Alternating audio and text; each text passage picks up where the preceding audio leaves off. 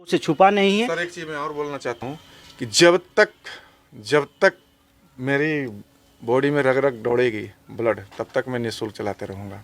सबसे बड़ी बात कही है सर कि जब तक इनके शरीर में खून है तब तक ये फ्री में चलाएंगे, और फ्री में चलाएंगे तभी तो ऐसे बच्चे, ऐसे होनहार बच्चे आगे निकल के आएंगे, क्योंकि इनकी आर्थिक स्थिति ऐसी नहीं होती है कि 1000-1500 रुपया महीना का फ़ी भरे और तैयारी करे। हमारे साथ इनके अंकल हैं, ये श्रेय दिया इनके ऊपर कि नहीं, इनका बहुत मेहनत रहा इनके पीछे, तभी जा कर के आज लड़की आगे बढ़ी। सर, तो ये जो श्रेय दे रही है आपको, आज आपको कैसा लग रहा है? जी बिल्कुल, सबसे पहले मैं आपके चैनल के माध्यम से आपको धन्यवाद देना चाहता हूं, जो कीमती टाइम निकाल कर इस एरिया में आए हैं। चूँकि इधर बहुत कम ही लोग आते हैं और इस एरिया को, पिछड़ापन को दिखाते हैं। तो इसका श्रेय देने का तात्पर्य यह है कि चूँकि ये जब से पढ़ने लगी थी, मतलब क्लास 10 से ही इसको हम सपोर्ट करते आ रहे हैं। उसके बाद फिर 10 करने के बाद घर ही पे मशीन सिलाई सीखने लगी, तो हम ही बोले कि नहीं, इमामगंज में आओ, वहाँ पे क्लासेस चलते हैं ये जनरल कंपटीशन का, हम भी वहीं पे, हम खुद वहीं पे तैयारी करते हैं। तो वहाँ पे इसका पैरामाउंट कोचिंग में एडमिशन करा करके वहाँ पे कंटिन्यू, लगता है कि साल भर वहाँ पे क्लास की। उसके बाद ये पिछले साल नवंबर में फॉर्म ये निकला, ये SSC GD का, तो उसमें हम अप्लाई किए खुद से ही। और उसके बाद ये मेहनत कराए, इसको खुद हम 3 महीने अपने पास ही रखे थे रूम पे, इमामगंज में ही। उसके बाद रिटर्न में क्वालिफाई हो गई, तो फिर पता चला कि इसका मेडिकल हार्ड रहता है रनिंग के लिए। तो फिर पता चला हमको इमामगंज में किसी दोस्त से कि यहाँ पे एक फिजिकल एकेडमी चलाते, मंजीत सर, कोई रिटायर आर्मी है, तो इनसे हम कांटेक्ट किए। तो फिर अच्छी से बात हुई, फिर इसको हॉस्टल की सुविधा मतलब बोले कि यहाँ पे मिल जाती है, फिर इसको हम वहाँ पे शिफ्ट कर दिए। उसके बाद 1.5 महीना का टाइम मिला, 1.5 महीना में इसका रनिंग क्वालिफाई हो गया। फिर उसके बाद 15 दिन बाद ये फिजिकल, ये मेडिकल का टाइम मिला, उसमें कि फिर ये हो गया। उसके बाद फिर 28 अगस्त का इसका ये फाइनल मतलब मेरिट लिस्ट आया, और उसके बाद 1 सप्ताह बाद उसका ज्वाइनिंग लेटर आ गया। और तो यही सबको श्रेय मतलब दे रही है। और हम तो श्रेय देना चाहते हैं पैरामाउंट को, कम्पिटिटिव क्लासेस को, और मंजीत फिजिकल एकेडमी को, चूँकि जो भी मतलब ज़्यादा मेहनत, हमसे जो ज़्यादा मेहनत, हम तो बस एक सपोर्ट कर रहे थे, लेकिन इसको खुद ब खुद मेहनत करा है, जिसके मतलब मेरिट, जिसके दम पे मेरिट में ये फाइनल आई। उसके बाद फिर जो अपने मतलब दौड़ में ये निकल गई।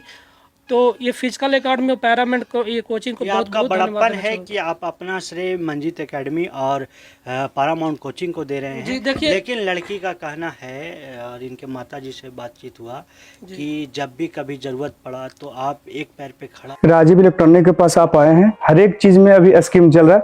25,490, 21,990 प्लस में हर एक पे कुछ न कुछ गिफ्ट आपको प्रोवाइड किया जाएगा, हर एक चीज पे।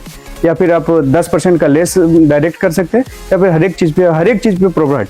प्लस में अगर बजाज फाइनेंस से लेते हैं तो EMI कार्ड फ्री है, उसका कोई प्रोसेसिंग फी भी आपको 3 दिन के लिए माफ रहेगा। ये ओनली फॉर बजाज कार्ड में एक EMI फ्री का ऑफर था, उसके बारे में कुछ बताइए। बजाज कार्ड लेने पे, कोई सामान अभी लेने पे अगर 10 गो में 9 गो का पैसा लगेगा, 1 EMI फ्री है। ये स्कीम चल रहा है। हर एक सामान लेने पे कुछ न कुछ, हर एक पे गिफ्ट। अभी 3 दिन का 16, 17, 18 3 दिन का लोन मिला चल रहा है। 16, 17, 18 हर एक चीज पे कुछ न कुछ स्कीम मिलेगा। हाँ, इसका हमेशा से आप इसका सपोर्ट किए। तो इस क्षेत्र में ऐसे बहुत कम गार्जियन होते हैं, ऐसे कम मतलब कहिए कि भाई हो या फिर पिता हो, जो अपनी लड़की को बाहर भेजना चाहते हैं। उस जगह पे आप इस लड़की को मोटिवेट किया, ये बहुत बड़ी बात है। इसका रीज़न भी मैं बता ही देता हूँ। चूँकि मेरे मतलब ये बड़े भाभी हैं और बड़े भैया हैं, तो मतलब हम इस घर में मतलब हम लोग 5 भाई में हम छोटा मतलब हैं। तो मेरे पापा और मम्मी भी मतलब कि खेती बाड़ी करते हैं, तो हमको भी पढ़ाने में जो सपोर्ट किए भैया लोग किए हैं। हम गया में 5 साल वहीं पे पढ़ाई किए हैं। लॉकडाउन के वजह से थोड़ा स्थिति दयनीय हो गई, तो फिर हम इमामगंज में शिफ्ट होकर वहीं पे अब मतलब बच्चे लोग को पढ़ाते हैं, वो अपना मेंटेन करते हैं। तो हमको ये लगा कि जब ये पूनम की पापा मम्मी जब हमको सपोर्ट किए, तो मेरा भी फ़र्ज बनता है, क्योंकि ये जो खर्चा इन लोग हमको दिए, तो हम तो रिटर्न नहीं कर पाएंगे, लेकिन उसके एवज में हम क्यों ना ऐसा काम कर दें, चूँकि मेरा कुछ ना कुछ कर्ज उधार मतलब उतार जाए। तो इसीलिए हम मतलब हम सभी को, जो भी घर में बच्चे लोग भी और भी हैं, तो सबका हम सपोर्ट करते हैं, पढ़ाने में, लिखाने में, या फिर जहाँ पे समस्या आती है साथ में जाने में।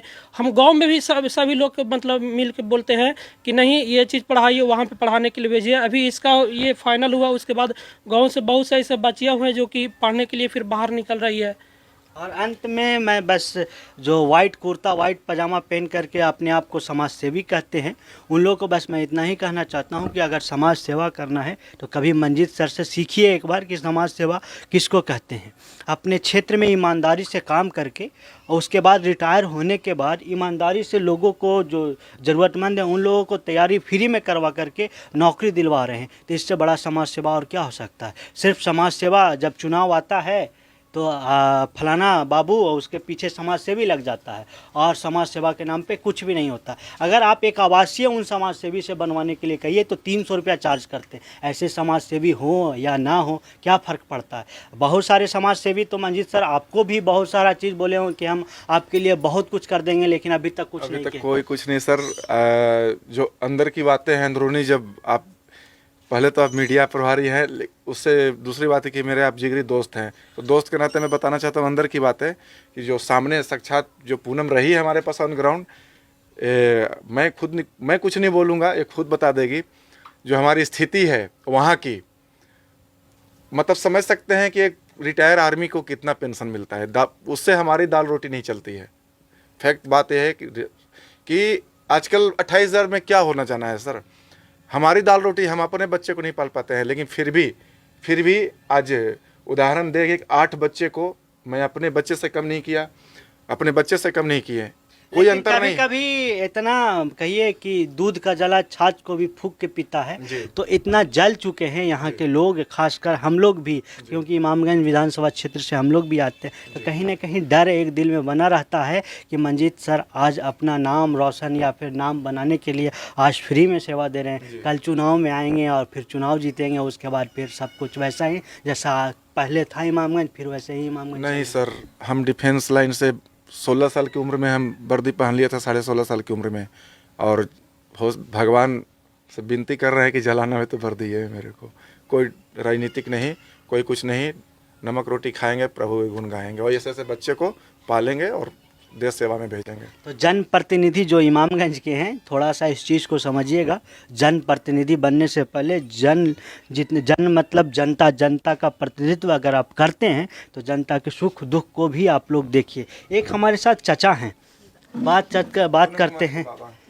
चचा जी एक चीज़ बताया, आप इनके दादा लगे, हम आपको चचा बोल रहे हैं, तो आप इस घर की स्थिति को बहुत अच्छे से समझ रहे हैं। कहा कि घर के मुखिया आप हुए, तो आपकी पोती आज नौकरी करने जा रही है, आपको कैसा लग रहा है? मैं तो हुलस तो आगे क्या है कि मेहनत किए तो हमारे पोती आगे बढ़ गई, हुलसा तो खूब है। हाँ, तो पोती से क्या आशा करते हैं कि जैसे में आपकी पोती आपका नाम रोशन कर रही है, पूरे गांव का नाम रोशन कर रही है, इस नक्सल प्रभावित क्षेत्र इमामगंज का नाम रोशन कर रही है, उसके बाद क्या आशा रखते हैं आप अपनी पोती से? आशा रखने का है जहाँ तक बनेगा करेगा और अच्छा से रहेगा तो और हमरो बाल बच्चा और छोटो का और ऐसा खड़ा करेगा। एक सवाल पूछेंगे, बता रहे थे आपके 2 भाई हैं, एक बहन और बच्चे में जो 9th में एक बहन है, और बाकी 2 छोटे छोटे भाई हैं। आपका तो नौकरी लग गया और शायद कुछ दिन बाद आपकी शादी हो जाए, तो उसके बाद इन बच्चों को और अपनी बहन को आप कैसे देखभाल कीजिएगा? कहीं ना कहीं उनका भी श्रेय जाता है आपकी नौकरी में। जी, जैसे अभी मेरे मम्मी पापा यहाँ तक हमको लेकर आए हैं, वैसे ही जब तक मेरे भाई बहन कुछ कर न ले तब तक मैं सब दिन उनको साथ दूंगी। बहुत बड़ी बात कही है कि जब तक हम नौकरी नहीं किए तब तक हमारे मम्मी पापा लोग हमारा साथ दिए हैं, आगे चल के अपने भाई बहनों का भी साथ देंगे। अभी आपको मैं कुछ दिखाना चाहूँगा, ये आप थोड़ा दूरी से दिखाइएगा, थोड़ा इधर आ जाइए, आप इधर आ जाइए और घर दिखाइए, घर दिखाइए। घर आप देख रहे हैं, यही पूनम कुमारी का घर है, ये गांव है तिलवारी। यहाँ पे आने के लिए आपको पैदल आने में भी कष्ट होगा। आपको रास्ता भी दिखाएंगे, सर मंजीत सर से कहेंगे साथ में चलिए, थोड़ा सा रास्ता भी दिखाएंगे आपको। ये गली आप देखिए कैसे, कितना दिक्कत भरा ये गली देखिए, ये गली में बाइक तक नहीं आ सकता है, इतनी गरीबी है और ऐसे हैं लोग। आप देखिए यहाँ से वो सामने रोड है, सामने रोड है, आप देखिए यहाँ की स्थिति देखिए, लोग कैसे जीवन यापन करते हैं। ये बकरी पाल पाल के लोग जीवन यापन, इससे कुछ इनका बेचते हैं, बड़ा करके तो रोजगार मिलता है इनका, कुछ पैसे होते हैं उससे अपने। देखिए ये गली, चलाते हैं ये गली देखिए आप, इनके घर तक आने के लिए सामने से कोई रोड नहीं है कि कैसे आएंगे। देखिए सामने गाड़ी लगा हुआ है हम लोग का, वहाँ पे मेन रोड है और यहाँ तक उनके घर आने के लिए एक छोटा सा संकरा सा आरी कहिए इसको, देहाती भाषा में आरी ही कहेंगे, वो आरी है। लेकिन अगर बाइक लाना चाहें अगर तो बाइक तक नहीं आ सकती। तो इस जगह से अगर कोई लड़की आगे निकलती है तो कम से कम आप दर्शकों को भी चाहिए कि ऐसे माँ, ऐसे पिता जो अपनी बेटी को पढ़ा लिखा के आगे लेके जा रहे हैं, उनके लिए एक शेयर बनता है, जिससे शेयर कीजिएगा आप लोग। तो शायद और कोई लोग माता जी अगर इस वीडियो को देखेंगे और घर के गार्जियन इस वीडियो को देखेंगे तो भी मोटिवेट होकर के अपनी बेटी को आगे बढ़ाने का काम करेंगे, जिससे आगे चल के देश का भी तरक्की होगा और बिहार का भी तरक्की होगा और इमामगंज का भी तरक्की होगा। धन्यवाद।